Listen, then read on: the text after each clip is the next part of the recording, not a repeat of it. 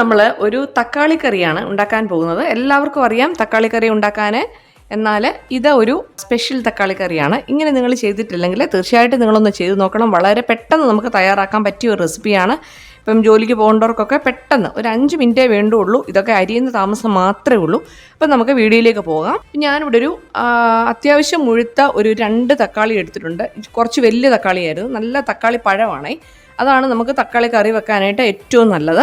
പിന്നെ അതുപോലെ തന്നെ 2 ചെറിയ സവാളയാണ് എടുത്തിരിക്കുന്നത്. അതും ചെറുതായിട്ടൊന്ന് കട്ട് ചെയ്ത് എടുത്തിട്ടുണ്ട്. പിന്നെ നമുക്ക് ഇതിലേക്ക് ആവശ്യമായിട്ടുള്ളത് ഒരു 4 വെളുത്തുള്ളിയാണ്. അത്യാവശ്യം വലിയ അല്ലിയാണെങ്കിൽ ഒരു 3 എണ്ണം മതിയാവും. പിന്നെ ഒരു 2 പച്ചമുളക് ഞാൻ എടുത്തിട്ടുണ്ട്. ചെറിയ പച്ചമുളകാണ് എടുത്തിരിക്കുന്നത്. നിങ്ങൾക്ക് പച്ചമുളക് വേണമെങ്കിൽ ചേർത്താൽ മതി, കാരണം നമ്മൾ ഇതിനകത്ത് മുളക് പൊടിയും കൂടെ ആഡ് ചെയ്യുന്നുണ്ട്. പിന്നെ കറിവേപ്പിലയുണ്ട്, മല്ലിയില എടുത്തിട്ടുണ്ട്. ഇപ്പം നമ്മളൊരു ചീനിച്ചട്ടി വെച്ചിട്ടുണ്ട്. അതിൽ നന്നായിട്ടൊന്ന് ചൂടായതിന് ശേഷം 1 ടേബിൾ സ്പൂണ് സൺഫ്ലവർ ഓയിൽ ഒഴിച്ചു കൊടുക്കാം. എണ്ണ നന്നായിട്ടൊന്ന് ചൂടായിട്ടുണ്ട്. നമുക്കിതിലേക്ക് കടുക് ഇട്ട് കൊടുക്കാം. ഇനി നമുക്കിതിലേക്ക് വെളുത്തുള്ളി പച്ചമുളകും കൂടെ ഇട്ട് കൊടുക്കാം. എടുത്തു വെച്ചിരിക്കുന്ന കറിവേപ്പിലയും കൂടെ ആഡ് ചെയ്യാം. ഞാൻ ഇതിനകത്ത് ഇഞ്ചി ആഡ് ചെയ്യുന്നില്ല. ഇഞ്ചി ഇടുമ്പം വേറൊരു ടേസ്റ്റ് ഉണ്ടാവും. ഇതിപ്പോൾ നന്നായിട്ടൊന്ന് മൂത്ത് വന്നിട്ടുണ്ട്. നമുക്കിതിലേക്ക് അരിഞ്ഞു വെച്ചിരിക്കുന്ന സവാള ഇട്ട് കൊടുക്കാം. സവാള ഇട്ട് കഴിഞ്ഞാൽ നമുക്കൊരു 1/4 സ്പൂണ് മഞ്ഞൾപ്പൊടിയും ഇതിന് ആവശ്യത്തിനുള്ള ഉപ്പും കൂടെ അങ്ങ് ചേർത്ത് കൊടുക്കാം. 1 ടീസ്പൂണ് ഉപ്പ് ചേർക്കുന്നുണ്ട്. വേണമെങ്കിൽ നമുക്ക് പിന്നീട് ചേർക്കാം. ഉപ്പൊക്കെ നേരത്തെ ഇട്ട് കൊടുക്കുകയാണെങ്കിൽ ഉള്ളി പെട്ടെന്നൊന്ന് വഴന്ന് കിട്ടാനായിട്ട് സഹായിക്കും.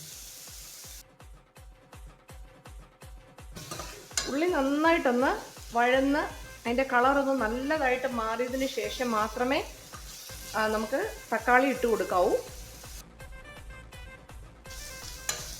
ഇപ്പം നമ്മുടെ ഉള്ളിയൊക്കെ നന്നായിട്ടൊന്ന് വഴന്ന് വന്നിട്ടുണ്ട്.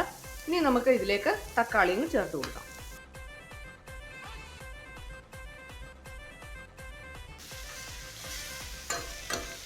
ഒന്ന് ഇളക്കിയതിന് ശേഷം നമുക്കിത് ഒരു 2 മിനിറ്റത്തേനൊന്ന് മൂടി വെക്കാം. നമുക്കിതൊന്ന് തുറന്ന് നോക്കാം. തക്കാളിയൊക്കെ നന്നായിട്ടൊന്ന് വെന്ത് വന്നിട്ടുണ്ട്. ഇങ്ങനെ നമ്മൾ മൂടി വെക്കുവാണെങ്കിൽ നല്ലതായിട്ട് നമുക്കൊന്ന് വെന്ത് കിട്ടും. ഇപ്പോൾ ഇടയ്ക്ക് നിങ്ങളൊന്ന് ഇളക്കി കൊടുക്കാനും മറക്കണ്ട, കാരണം നമ്മൾ ഇതിനകത്ത് വെള്ളമൊന്നും ചേർത്തിട്ടില്ല. ഈ തക്കാളിയുടെ നീര് മാത്രമേ ഉള്ളൂ. അപ്പം നന്നായിട്ട് താണ്ട് തക്കാളിയൊക്കെ വെന്ത് ഒന്ന് ഉടഞ്ഞു വന്നിട്ടുണ്ട്. ഇനി നമുക്കിതിലേക്ക് കുറച്ച് മസാലകൾ ചേർക്കാനുണ്ട്. എരിവുള്ള മുളക് പൊടി ഞാൻ ഒരു 1/2 ടീസ്പൂൺ ചേർക്കുന്നുണ്ട്.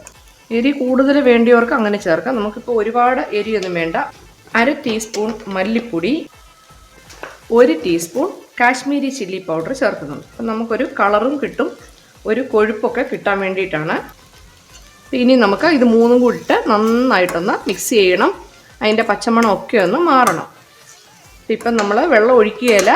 നന്നായിട്ടൊന്ന് ഇതിൻ്റെ പച്ചമണമൊക്കെ മാറിയതിന് ശേഷം മാത്രമേ നമ്മളിതിലേക്ക് വെള്ളം ആഡ് ചെയ്യാവൂ. നന്നായിട്ടൊന്ന് ഇളക്കി കൊടുക്കണം. നല്ല ടേസ്റ്റാണ്. ഞാൻ ഒന്ന് ഹൈ ഫ്ലെയിം ആക്കിയിട്ടുണ്ട്, കാരണം ഇത് നല്ലതായിട്ടൊന്ന് മൂത്ത് കിട്ടാൻ. ഇതാ കണ്ടോ. അപ്പോൾ ആ തക്കാളിയുടെ നീരും ഈ മസാലയെല്ലാം കൂടെ നന്നായിട്ടൊന്ന് യോജിച്ച് വന്നിട്ടുണ്ട്. ഇനി നമുക്ക് ഇതിലേക്ക് 1 കപ്പ് വെള്ളം ഒഴിച്ചു കൊടുക്കാം. പച്ചവെള്ളമല്ല, ചൂടുവെള്ളം, തിളപ്പിച്ച വെള്ളമാണ് ഒഴിച്ചു കൊടുക്കുന്നത്. 1 കപ്പ് തിളപ്പിച്ച വെള്ളം. നന്നായിട്ടൊന്ന് മിക്സ് ചെയ്യാം.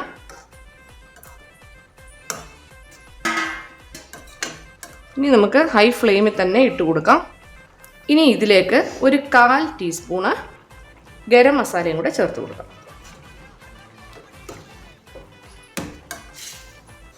തിളച്ച വെള്ളം ഒഴിച്ചതിന് ശേഷം ഒരു 2 മിനിറ്റ് കൂടെ ഒന്ന് മൂടി വെക്കുവാണെങ്കിൽ നല്ലതാണ്. അപ്പം ഒന്നുകൂടെ നമുക്ക് നല്ല വെന്ത് നല്ലതായിട്ട് കിട്ടും. നമുക്കിതൊന്ന് തുറന്ന് നോക്കാം. ഇവിടെ തക്കാളിക്കറിയൊക്കെ നല്ല സൂപ്പറായിട്ട് വെന്ത് നല്ലതായിട്ട് വന്നിട്ടുണ്ട്. കണ്ടോ. നിങ്ങൾക്ക് ഇതിലും അതിൻ്റെ ഗ്രേവി കുറയ്ക്കണമെന്നുണ്ടെങ്കിൽ കുറയ്ക്കാം. ഇതെനിക്കിപ്പോൾ ചപ്പാത്തിക്ക് കഴിക്കാൻ വേണ്ടിയിട്ടാണ്. അല്ല, കുറച്ചുകൂടെ ഒന്ന് കുഴച്ചെടുക്കണമെന്നുണ്ടെങ്കിൽ ഒരു 2 മിനിറ്റ് കൂടെ നമ്മളിങ്ങനെ ഒന്ന് വെച്ചാൽ മതി. അപ്പോൾ അതിൻ്റെ വെള്ളം കുറച്ചുകൂടെ ഒന്ന് പറ്റും. അപ്പോൾ ഞാൻ സ്റ്റൗ ഓഫ് ചെയ്തിട്ടില്ല. നന്നായിട്ട് തിളച്ച് വരുന്നുണ്ട്. ഇനി നമുക്ക് ഇതിലേക്ക് ഒരല്പം മല്ലിയിലയും കൂടെ ചേർത്ത് കൊടുക്കാം. മല്ലിയിലയും കൂടി ഇട്ട് കൊടുത്തതിന് ശേഷം നമ്മുടെ കറി ഇവിടെ സൂപ്പറായിട്ട് വന്നിട്ടുണ്ട്. ഞാനിപ്പോൾ ഹൈ ഫ്ലെയിമിൽ തന്നെയാണ് വെച്ചിരിക്കുന്നത്. 1 മിനിറ്റ് കൂടെ ഒന്ന് തിളച്ചോട്ടെ. തിളച്ചതിന് ശേഷം നമുക്ക് സ്റ്റൗ ഓഫ് ചെയ്യാം. ഉപ്പെല്ലാം പാകമായിട്ടുണ്ട്. ഒരുപാട് എരിയൊന്നും ഞാൻ ചേർത്തിട്ടില്ല. കണ്ടോ, നമുക്ക് സ്റ്റൗ ഓഫ് ചെയ്യാം. അപ്പം നമ്മുടെ തക്കാളിക്കറി ഇവിടെ റെഡി ആയിട്ടുണ്ട്. വളരെ ഈസി റെസിപ്പി അല്ലേ, പെട്ടെന്ന് ചെയ്തെടുക്കാൻ പറ്റിയ ഒരു റെസിപ്പി തന്നെയാണ്. അപ്പോൾ ഇത് അരിയുന്ന ഒരു താമസം മാത്രമേ ഉള്ളൂ, വലിയ പണിയൊന്നും ഇല്ല. അപ്പോൾ എല്ലാവരും ഇതൊന്ന് ട്രൈ ചെയ്ത് നോക്കണം. വേറൊരു അടിപൊളി വീഡിയോയുമായിട്ട് നമുക്ക് വരാം. ലിസമ്മ ഫുഡ് ആൻഡ് ടിപ്സ് നിങ്ങൾ ആദ്യമായിട്ടാണ് കാണുന്നതെങ്കിൽ ലൈക്ക് ചെയ്യാനും ഷെയർ ചെയ്യാനും സബ്സ്ക്രൈബ് ചെയ്യാനും മറക്കല്ലേ. സബ്സ്ക്രൈബ് ചെയ്യുമ്പോൾ തൊട്ടടുത്തൊരു ബെല്ലൈക്കൺ എനേബിൾ ചെയ്യാൻ മറക്കരുതേ. അപ്പോൾ നമുക്ക് വീണ്ടും കാണാം. Bye bye.